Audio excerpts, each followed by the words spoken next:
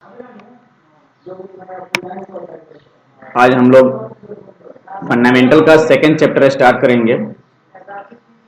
इसको पढ़ेंगे basic computer organisation.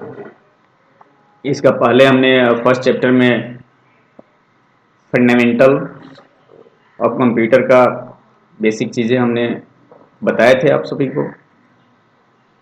अब इसके अंतर्गत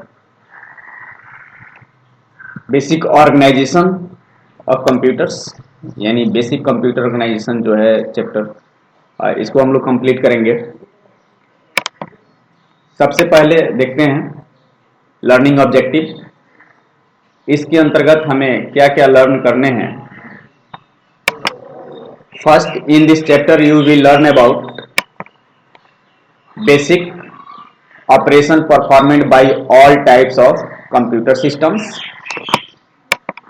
second, basic organisation of computer systems, input unit and its function. ये जो है बेसिक चीजें हैं। Next, output units and its function, storage unit and its function, types of storage used in a computer system. इतने chapter जो हैं हम लोग को स्टडी करने हैं, इसके आगे भी स्टडी करने हैं। नेक्स्ट,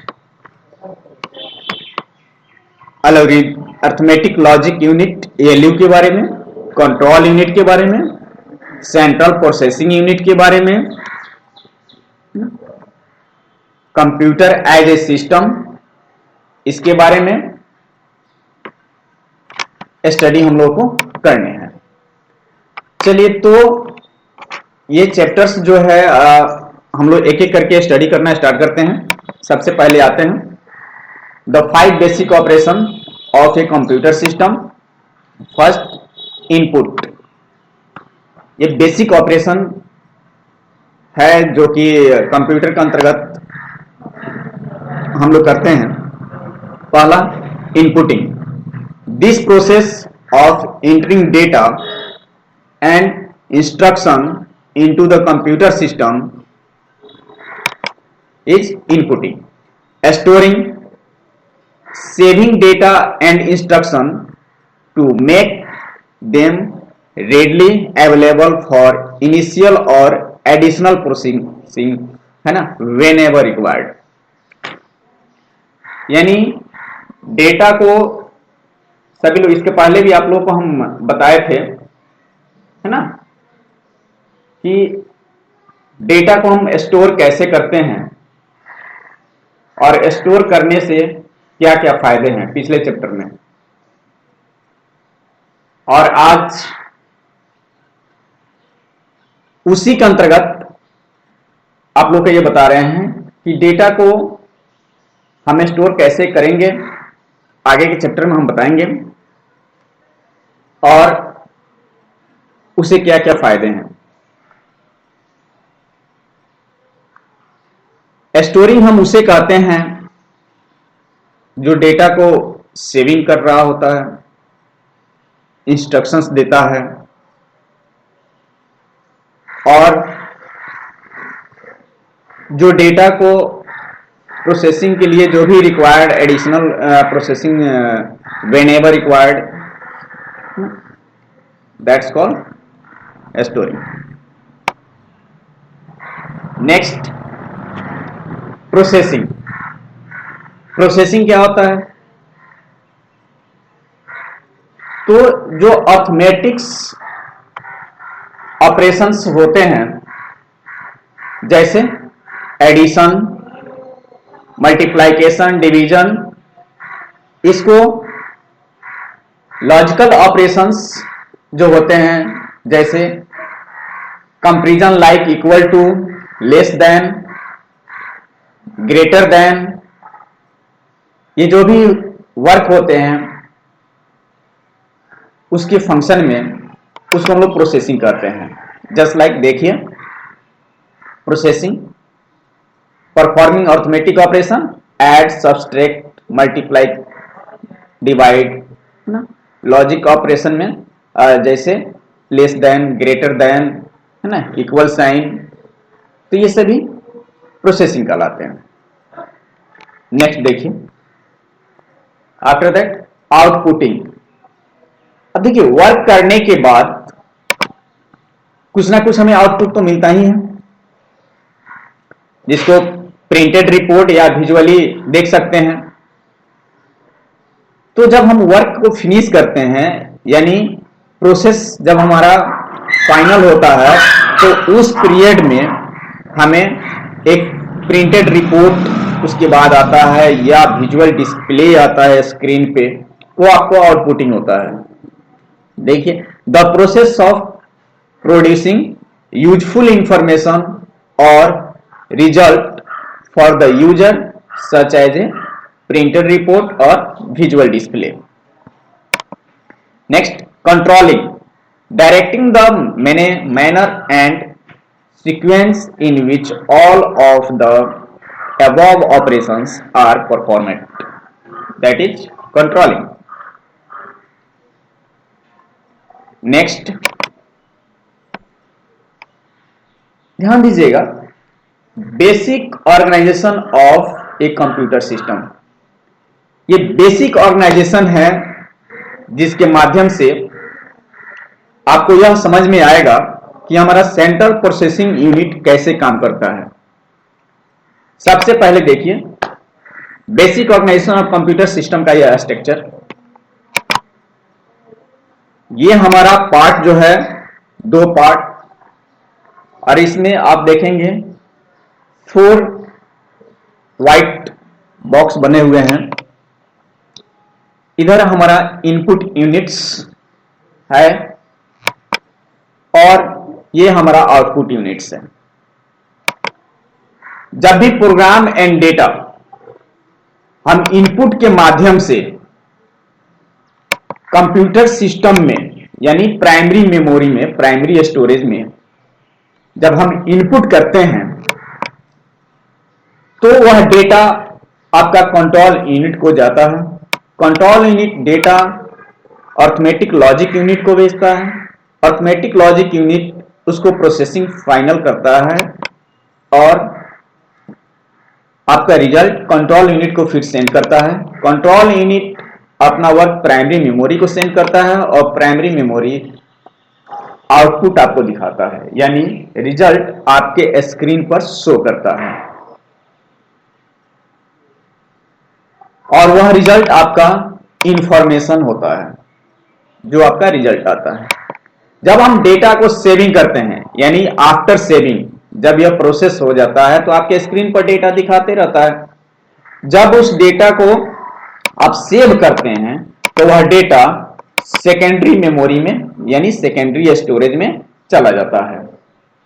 विदाउट सेविंग या सेकेंडरी स्टोरेज में डेटा नहीं जाता है, और फिर जब वहां से देखना होता है तो आप सेकेंडरी स्टोरेज से डेटा को, है ना, प्राइमरी स्टोरेज में लेते हैं और फिर आपका डिस्प्ले हो जाता है। दैट इज, आप देखिए इस स्ट्रक्चर को, इसके अंतर्गत जो रेड कलर्स किए हुए हैं एरो की, वह इंडिकेट करता है flow of instruction and data. Data कैसे हमारा फ्लो होता है और इंस्ट्रक्शन कैसे फ्लो होता है, उसको इंडिकेट कर रहा है।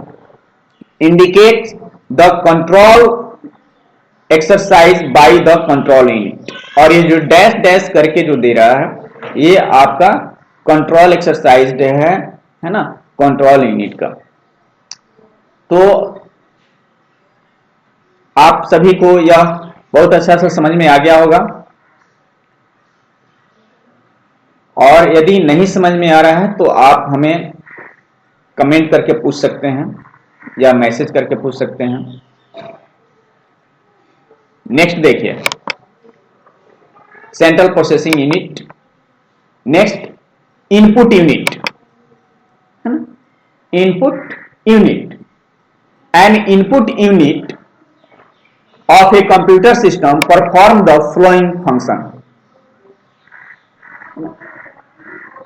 First, it accepts or reads instruction and data from outside world.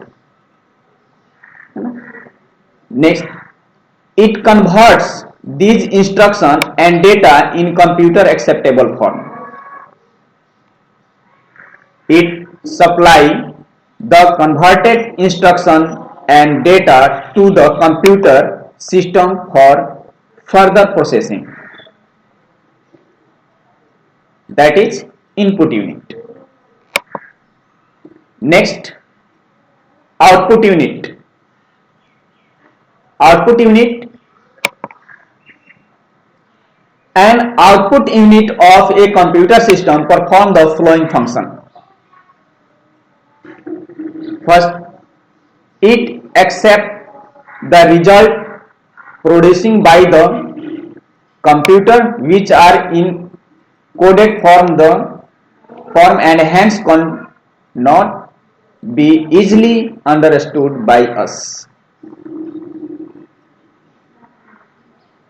Next, it converts these code result to human acceptable form. It supply the converted result to outside world. That is output unit work. Next, a storage unit. A storage unit. A storage unit. The storage unit of a computer system holds or store the following. First, data and instruction required for processing received from input device. And second, intermediate result of processing. And third, final result of processing before they are released to an output device. That is a storage unit work. And two types of storage. Two types of storage. First, primary storage and secondary storage. है ना? Store करने की जो work होता है वो दो तरह से होता है, एक प्राइमरी स्टोरेज और दूसरा सेकेंडरी स्टोरेज. तो प्राइमरी स्टोरेज पहले देखते हैं. Primary storage use to hold running program instruction. जितना भी आपका रनिंग प्रोग्राम और इंस्ट्रक्शंस होता है वो सब है ना होल्ड होता है यूज करने के लिए प्राइमरी स्टोरेज में. Use to hold data, intermediate result and results on going processing of job. Next, fast in operation. Primary memory works fast in operation but small capacity and expensive, very expensive is primary storage. Then volatile, lose data on power है ना dissipation. अगर हमारा primary memory में data display कर रहा है और किसी भी कारणवश लाइट ऑफ हो गया तो हमारा डेटा लॉस कर जाता है, जिसके कारण प्राइमरी स्टोरेज को वोलेटाइल मेमोरी भी कहा जाता है. यानी प्राइमरी मेमोरी को वोलेटाइल मेमोरी भी कहा जाता है, जिसमें आप लोग को आगे पढ़ाएंगे जब मेमोरी चैप्टर तो हम उसमें समझाएंगे प्राइमरी मेमोरी, सेकेंडरी मेमोरी. तो प्राइमरी स्टोरेज जो है रैम होता है, उसके अंदर भी हम लोग स्टडी करेंगे. तो वोलेटाइल मेमोरी होता है. जब पावर कट हो जाता है, पावर डिसिपेशन हो जाता है, तो हमारा डेटा लॉस हो जाता है. And then next, secondary storage. Secondary storage used to hold a stored program and instruction. ये सेकेंडरी स्टोरेज आपके प्रोग्राम को और इंस्ट्रक्शन को होल्ड करके रखता है, सेव करके रखता है। आप जब चाहें तब यूज करके देख सकते हैं। ये भी आपका use to hold data and information of storage jobs same slower than primary storage. But होता क्या है कि ये प्राइमरी स्टोरेज जितना फास्ट होता है उतना फास्ट सेकेंडरी स्टोरेज नहीं होता है, काफी स्लो होता है। लार्ज कैपेसिटी प्राइमरी स्टोरेज से काफी ज्यादा इसका कैपेसिटी होता है स्टोरेज करने का डेटा और इंफॉर्मेशन को।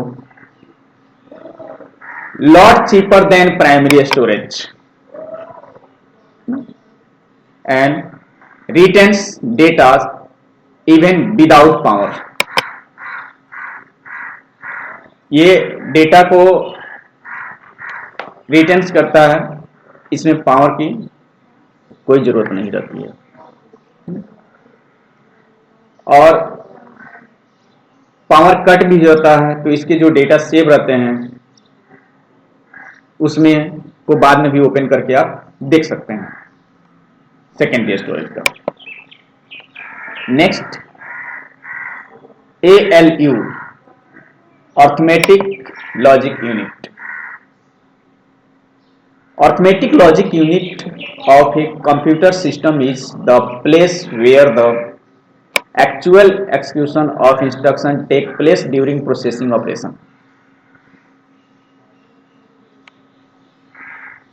is arithmetic logic unit.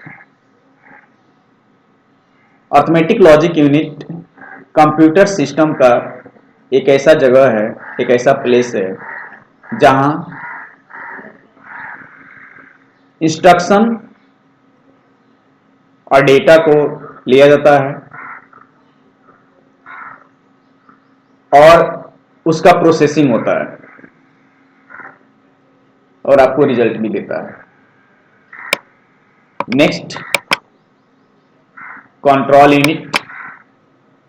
Control unit of a computer system manage and coordinate the operation of all other component of the computer system। जैसे आप लोग पिछले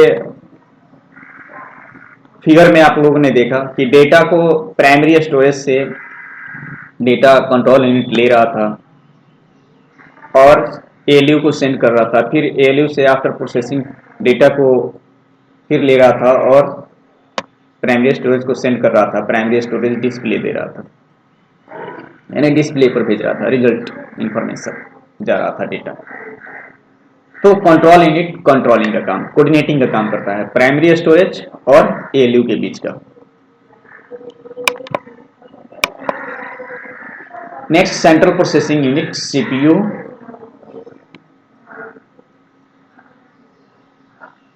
ये देखिए कैसे यूज होता है। Central processing unit arithmetic logic unit plus control unit. Arithmetic logic unit ALU plus control unit is equal to central processing unit. ये आप लोग को बहुत अच्छा से समझ में आ गया होगा। It is the brain of a computer. ये कंप्यूटर का ब्रेन है। It is responsible for controlling the operation of all the units of a computer system, CPU. The system concepts.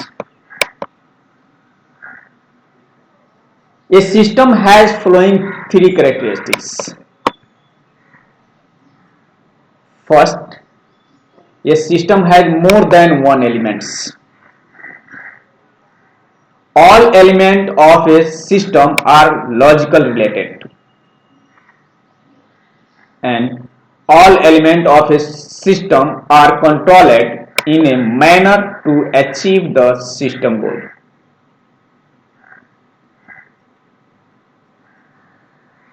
A computer is a system as it